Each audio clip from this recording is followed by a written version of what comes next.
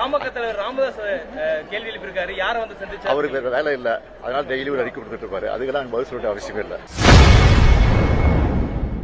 பாட்டாளி மக்கள் கட்சி நிறுவன தலைவர் ராமதாஸ் குறித்து மரியாதை குறைவாக பேசிய முதல்வர் ஸ்டாலினுக்கு பாஜக மாநில தலைவர் அண்ணாமலை கண்டனம் தெரிவித்துள்ளார்.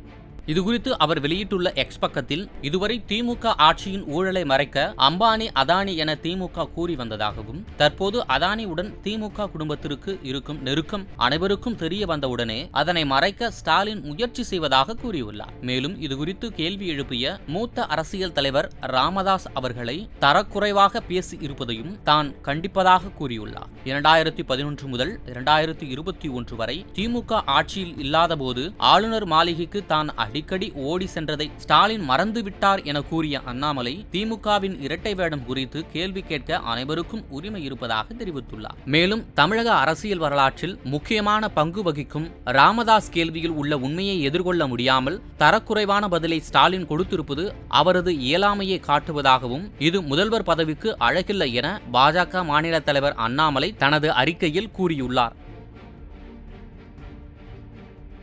செய்திகளை உள்ளது உள்ளபடி தெரிந்து கொள்ள ரெஃப்ளெக்ட் நியூஸை சப்ஸ்கிரைப் பண்ணுங்க.